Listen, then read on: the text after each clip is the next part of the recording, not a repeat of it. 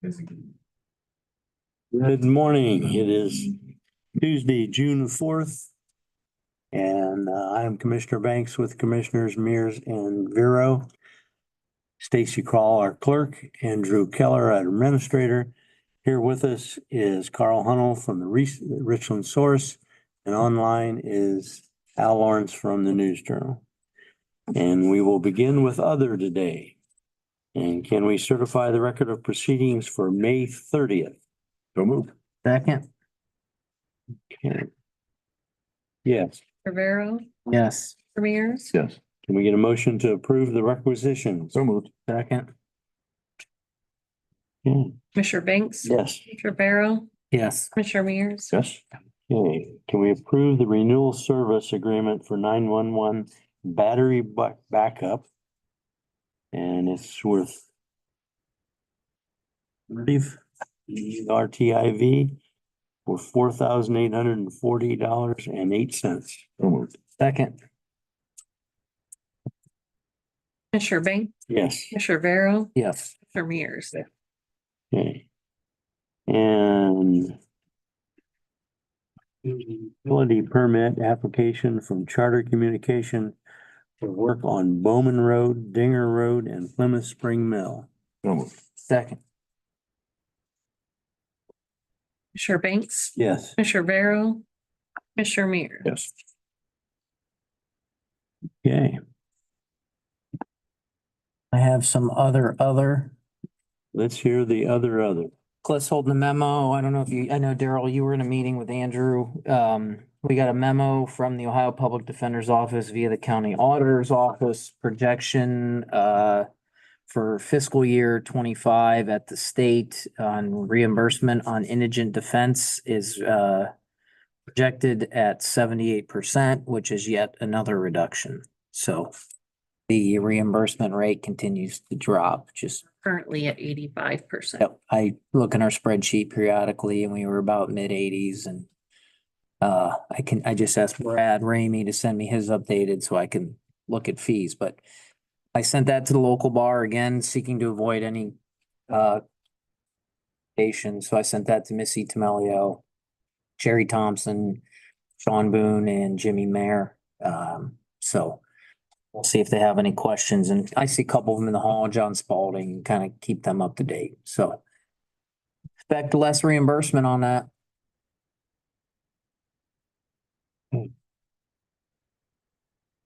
Oh, Maryland, shaping up down there. Carl, you have any questions? Yes, we were just talking about, Tony, does that impact, or do you see an impact on what it is the county reimburses? Well, the impact would be it's gonna cost more money from the county funds to make up the difference, right? What that will be, we don't know, because they can only project because they don't know how many indigent defense costs they're gonna get across the state. They look at projections, costs, and send out a memo, and the OPD does a good job of saying, hey, this is what you can anticipate reimbursement will be for state fiscal year 25, which would be July 1 through June 30 of 25. July 1 of this year through June 30 of next year. So they're getting us to us in a month in advance, which is nice. Now granted, most counties, I don't think I'm aware of any that aren't on a regular calendar year for their budget cycle, but that's why our reimbursement may not be the exact same as what the state is projecting, because you could get the first 6 months at a higher reimbursement rate than the next 6 months. So while the state's projecting at 78%, we trail a little behind, or counties trail a little behind. Why do I assume Al and I can get a copy of the memo, but why, do they explain why? Increased costs for indigent defense. And that's compounded by the fact that, I don't know, well, heck, it's the same media outlet. Judge DeSanto Kellogg and Ashland talk about the struggle of particularly rural counties to find attorneys to do that work. And I don't want to take any position on rates, but I know it's a challenge for the rural counties in particular. What is the current rate, and is there any thought about what you guys might do in terms of, since you're getting less reimbursement, you look at lowering what you're reimbursed? I don't think we anticipate, we're not at the cap now. We've had some conversations with the judges. I know Judge Namoff in particular had expressed concern about some of your more challenging felonies, your F1s, 2s, and 3s. That they were concerned that they might not have enough attorneys to do indigent defense work. Andrew and I've met with them. I've met with them a couple times and tossed out some suggestions, and they continuously review it and keep us up to date. But you know, some of that obviously needs to be done in conjunction with their efforts. You still have the two-tiered reimbursement. What are those numbers? 75 for 1s, 2s, and 3s, and then 70 for everything else. Everything else, including misdemeanors. Yep.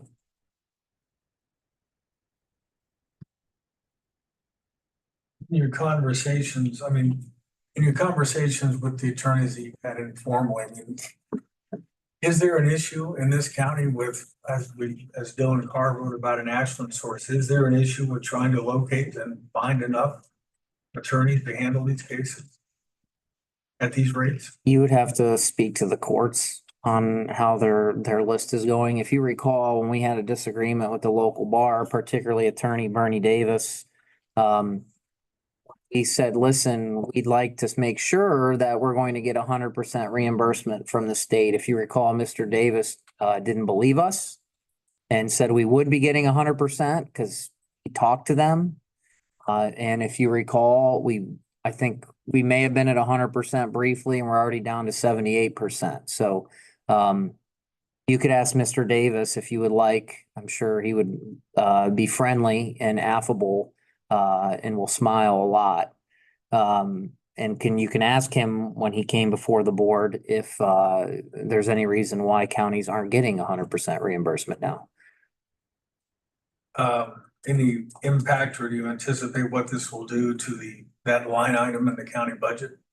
Not yet, because again, we're trailing. So Stacy and I both look at it. So as Stacy said, she's about right. Looking at last year, we were about that 85 it's tough because if you look at 22, if you just look at straight dollars, it was 81, but it's not straight dollars because it's complex as to how we pay and who we reimburse. So Stacy's about right. We're about that in the 80s.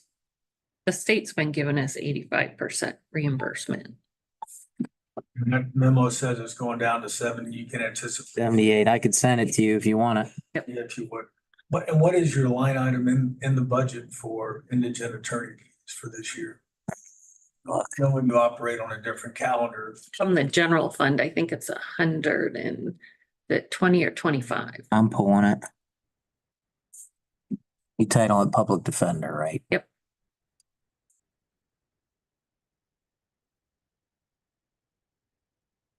So I show $120,000 for 24. I would imagine for 25. Cover the shortage, yeah. We had a little bit of a cash balance. We had to put some in. So I would anticipate having to put in more for 25. Something to think about on the mid-year budget. Right after. Al, you have any questions? Yeah, it's not exactly directly related to, this reimbursement for the state, but we just had an article that there are a couple legislators who are looking to limit property tax increases to no more than 4% a year. How's that going to affect the overall picture if that does go through? It'll certainly impact it, Al. We haven't asked Pat to do the exact math, if you recall. And I heard this going door to door during the campaign. Property taxes don't make up a significant portion of our revenue. It's about sales tax, and actually interest earnings were our second biggest revenue source last year. So if you look at 2023, Al, hold on, I'm going to give it up here, because I track our highest revenue line items to see how they're doing year over year. and month over month. Real estate taxes last year didn't even make up 5% of our revenue in 2023.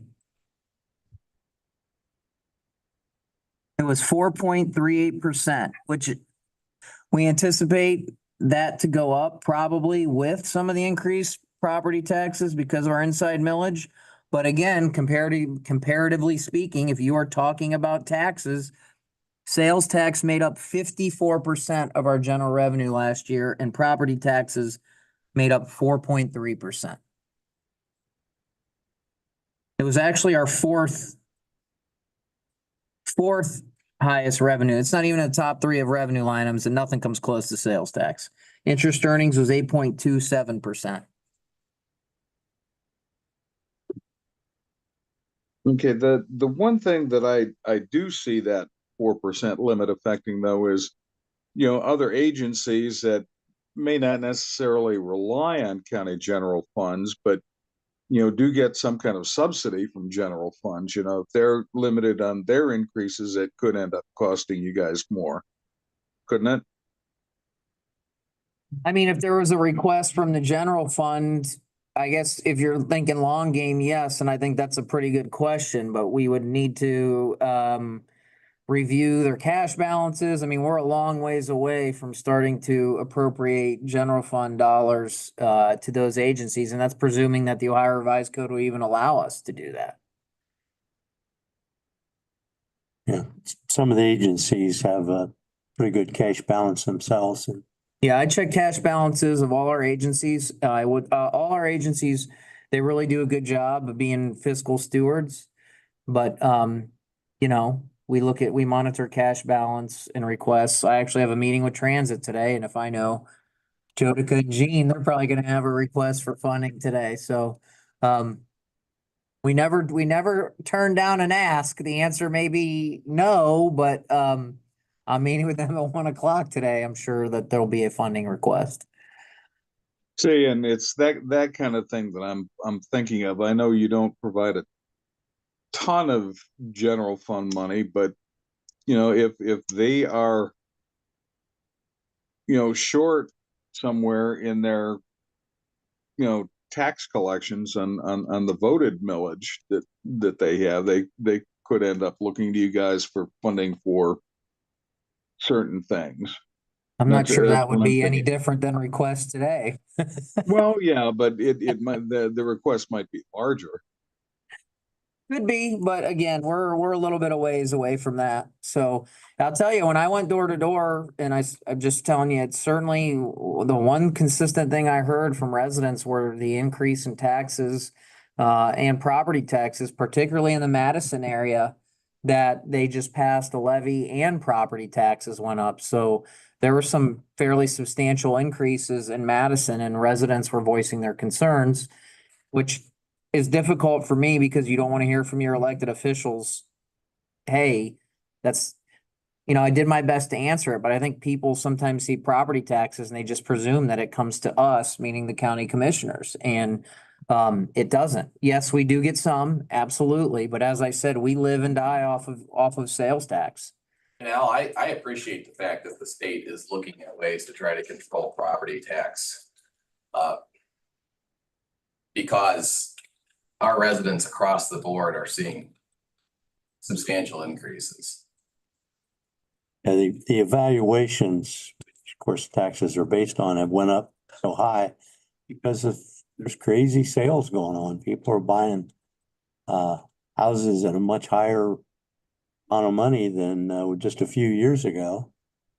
And of course, the interest rate's so much higher, and they're still paying that much more for houses. It's all affected. And we're also a generous county. We've approved a lot of levies, and we just approved another one, while close, for a park district, which again is not a district we run. It's separately boarded. So that's, I had some people say, okay, well now you have the park district tax. And I said, I'm sorry, we don't appoint the board, and they don't need commissioner approval to get that issue on the ballot. So, there are benefits in going door to door, but the one thing I heard and residents that really wanted to take the time to speak to you, which I enjoy, was that the property taxes were starting to really make them have some crunches. The average evaluation, I believe, in the county went up 28%.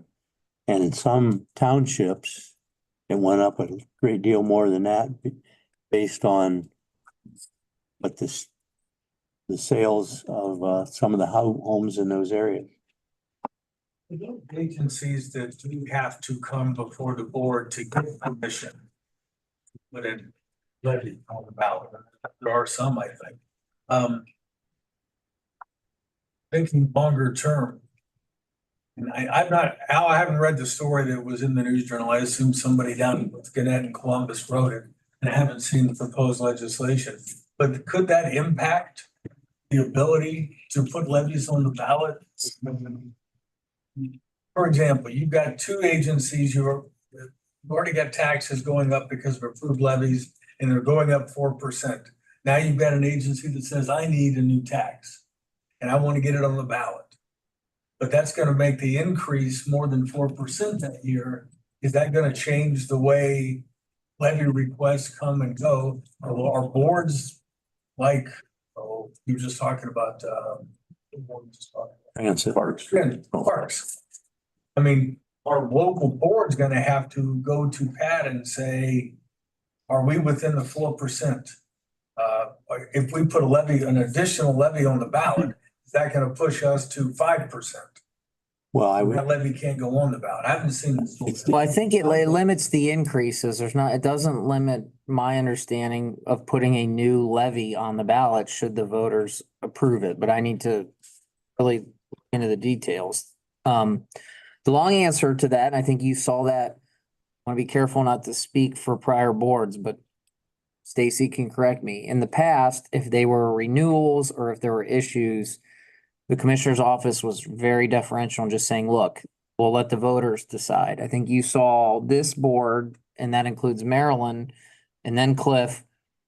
We now ask, even for a renewal, I will send those agencies, and I think you recall a list of things I'm asking for. We want to see cash balances. We want to see projections, because it won't be just a rubber stamp on getting an issue on the ballot, even if it is a renewal. Now, we did, the library area agency, they were renewals, and they justified their ask, but you'll see, and I think that's true whether or not taxes are going up or going down. I think the Ohio Revised Code says, hey, you got to go before the Board of Commissioners for a levy. So I think commissioners owe it to the taxpayers to thoroughly review those numbers before they just rubber stamp an issue on the ballot. But I could imagine it could impact levies, yes. well, and the other thing, Carl, until we see what the legislators really come up with the final, we don't know the answer to that. Yeah, Right, Al. from what I saw, it seems like what they're talking about is increases due to reappraisal and things like that. The article wasn't extremely detailed, so really didn't say anything about ballot issues, at least not that I saw when I read it. But again, Carl, you've got a point. We haven't seen the draft legislation on it yet, so. All right, Good discussion. anything else? Okay, it's 9:49 and we will stand in recess until 10:15, and we'll meet with the engineer, Adam Gove. I sent you.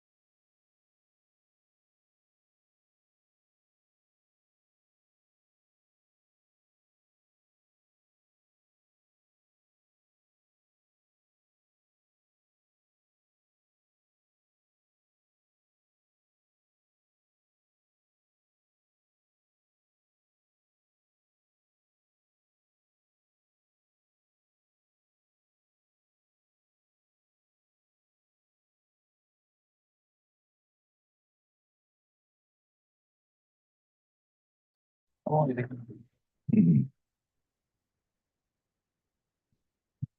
morning. We are back in session. We've been joined by our esteemed engineer, Adam Gove, and by WMFD, Greg Gale. And Adam, you got a resurfacing project you want us to approve. Yes, so back in May, about a week ago, we opened bids for our 2024 CCAP resurfacing. That's our old constructed asphalt paving. This project will cover 10.2 miles of county roads. Specific roads are Brenneman, Noble, Updike, and Wheatcraft roads. And our engineer's estimate for the project was $681,739.20. We received two bids. The apparent low bidder is Earthworm Construction with a bid of $737,149.88. They've met all the other bid qualifications, and I ask for approval or award of the contract to Earthworm Construction. So moved. Yes. Commissioner Vero, Yes. Commissioner Mears. And you would like to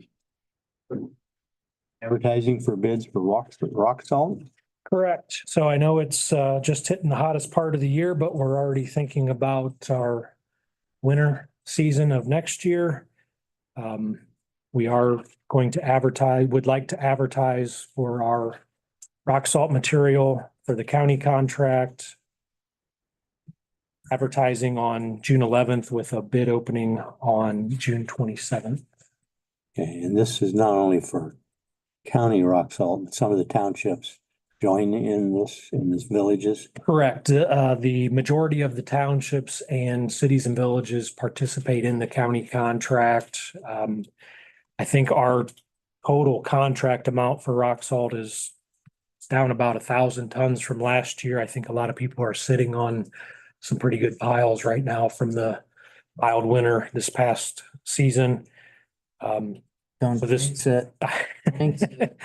So it is we're always trying to figure out what do we do. So we're sitting on county, or all our storage facilities are filled right now. Are going to participate in the state contract again next year for part of our salt. And then we are also participate in our county contract. I think all told between the townships, villages and the county, we're looking at about just over 11,000 tons of salt for the county contract. You're hedging your bets. That's why you go with both contracts. Correct. There's a couple reasons. State contract, you are required to purchase you have to purchase 90% of what you reserve through that contract. The county contract, there is no reserve. We are limited to 110% of what we request on that contract. Typically, the state has been lower the last couple of years. In the past, it's been kind of up in the air who's lower, the county or the state. The state has opened their bids. I think for Richland County, they came in just over $53 a ton, which is about $2 less than last year. Okay, we have a motion to set this in place and to approve. Second. Banks, Yes. Commissioner Vero, Yes. Commissioner Mears. Yes. Greg, you have any questions? For me, that paving project, how many miles did you say that would pave for? Sure. It was, it'll cover approximately 10.2 miles of county roads.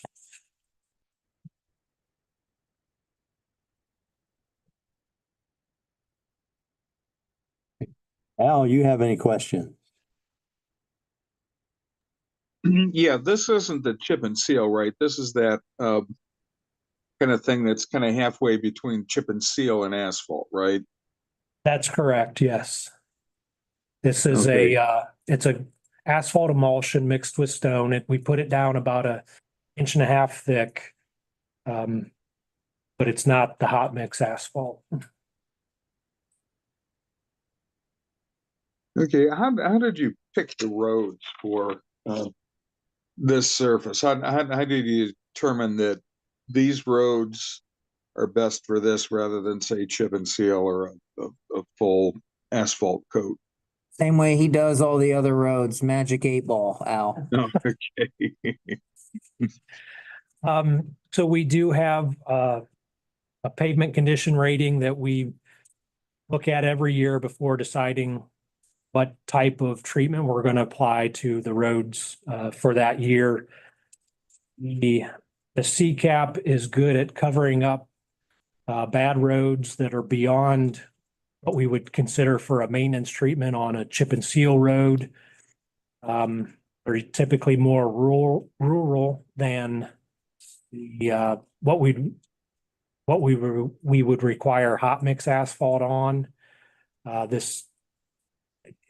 It won't show the imperfections of the existing roadway. It kind of covers up a lot of those cracking and some potholes that we would need to go out and do repairs and stabilization before we would put a hot mix asphalt on those. So it's a complicated process, takes several iterations, but that's how we go about it. Okay, question on the salt. Any any idea if you heard any talk about, where the prices might be going this year, especially considering the fact that you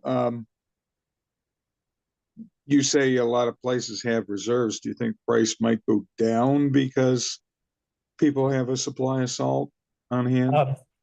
That's what we're hoping for the county contract. As I mentioned, the state has already opened their bids for the state contract, and we did see a reduction here in Richland County of approximately $2 per ton. So hopefully our contract follows suit. Okay, I think that's all I had. Thank you. Carl, you have any questions? Yeah, back to paving, and the time frame for when this work will get done, it's typical miles. Probably looking at August and September. And how many miles did you do, this type of work last year, the CCAP? I believe we were around 12 to 14 miles last year. I can get you specific numbers if you need them. Well, you said you had 2 bids for this. What was the other bid? Sarver Paving Company out of Ashland had a bid of $766,291.50.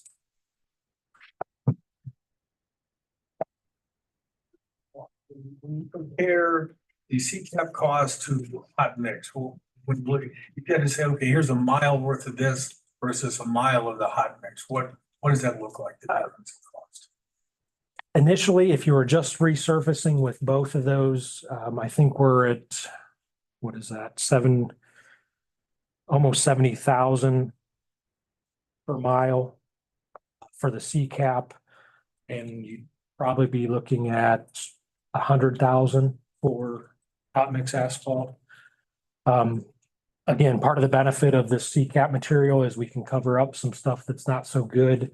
So if we were going to do a same mile of road, we may have to go out and do repairs first, which pushes our project up to 140,000 a mile with hot mix asphalt. You have hot mix asphalt planned this year, or is that, you're not going to do this year? We do, and it just advertised this week and opens in advertised last week, opens in a week and a half. How many miles are you looking to do? That is just under 5 miles.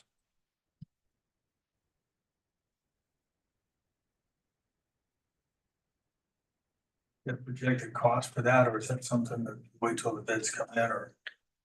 We did have an engineer's estimate. I think it was I'd have to look it up. 700 and some thousand. I can get you that number if you need it, but We'll know more once we open bids. This is, I think this is fairly standard. You do some roads chip seal, some C-cap, some hot mix, and that's standard at a year. Correct. Yeah, we started using the CCAP probably 3 to 4 years ago. That's just a technology thing. It got good enough that No, just kind of started looking into other options, things that we could do to get more road work done for the same amount of money that we've been receiving for the last several years. what I had. Can I hit you? One more question. Sure. This is, going back to kind of regional planning last week, there was an independent consultant that came in, and maybe this is a Bob Bianchi question too.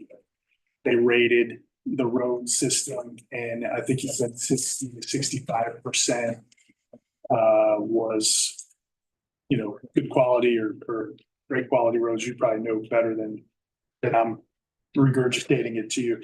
I guess, how does it feel to be the caliber of road for the area? I think it's good. I think the city, townships, county have been proactive in trying to maintain and repair their roads. Not saying there's not work out there to do, but we can continue to plug away at those bad roads and hopefully maintain the ones that are good and improve the whole roadway system. I have a question. Sure. I'm probably looking for a historian rather than an engineer. But the southern part of the county, Belleville Town Road used to come into Belleville at Huron Street.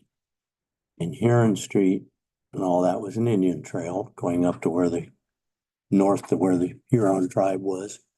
And I see that the next piece on the journey, or our agenda, is to discuss closing an alley.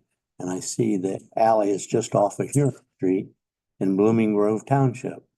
Is that the same road that the Indians used to use?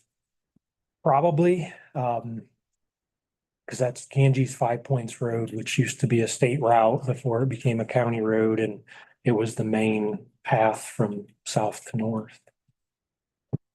Just curious. Yeah. I would have guessed that, but that's. Okay, it's 10:28 and we will wait till 10:30 I to, can kill about a minute. you go right ahead. I had asked Brad Raymond, the auditor's office, to send me his updated indigent defense spreadsheet. And it looks like so far this year, we're getting about 76 to 77% of indigent defense reimbursement. So it's tracking what the auditor's office is dropped.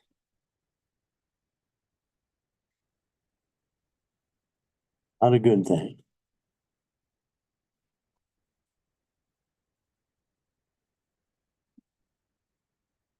We'll have a hearing on closing an alley in the Blooming Grove Township at 10:30. So we're recess until then. But you're saying this on road goes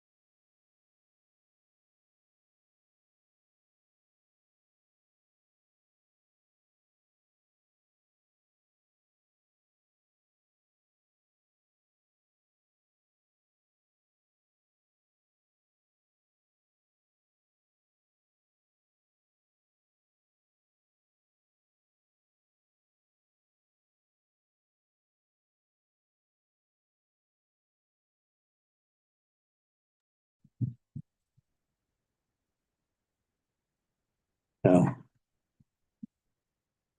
It's interesting. Okay, it is 10:30 and we're having a public hearing on the Township of Blooming Groves alley they would like to vacate. Give them a few minutes in case somebody's coming to, No one's coming. no one's coming. No, property owners aren't coming or the township trustees that ask. So did we take any other action other than to hold this as a public hearing? When you come out of public hearing, if you want to take action, you can. Okay. Greg, you might have questions. But yeah, I mean, I brought it up on the screen, so it's this section right here. So this part's been vacated, across the street's been vacated. As you can see, it's being used by the same owner owns both houses. So it is a platted alley that has not been used. It looks like somebody built a shed on it. It's been used. It hasn't been used as a roadway. I think that might just be a trailer, but Okay. We have one like that in Belleville and somebody did put a garage on it. does happen. And you have the engineer's report. Excellent report, Mr. Engineer. Very detailed. Yes, yes. I've asked tax map to review my resolution, but that's it. Okay. I mean, do you have any other comments before we go into out of the public hearing and back into session? I don't believe so, no. Okay. Well, hearing nothing one way or the other from Blooming Grove other than the report and you have their minutes from their meeting or their resolution. We will at 10:33 go back into session. And Motion to approve the vacation. Commissioner Banks, yes, Barrow, Yes. Commissioner Mears. Yes. said property has been vacated. Anything else? 10:33, we will stand. Yeah, just a second, Sorry. Darren. Where Sorry. in Blooming Grove Township is this? This is in Ganges. So it's, I can't remember the section number, but Stacy could probably just send you the link, right? Just copy that one. Address is Ganges, 5 Points, but it's Huron Street. Right. It's right in the little village of Ganges. Okay, you're vacating Huron Street or it's off Huron Street? It's off Huron Street, just a small alley, Yeah, it's an unnamed alley. and 2/3 of it or more have already been vacated. This just connects the vacated pieces. Perpendicular to Huron Street. Okay, that's all I had. Thank you. Okay. 10:34, we will stand adjourned.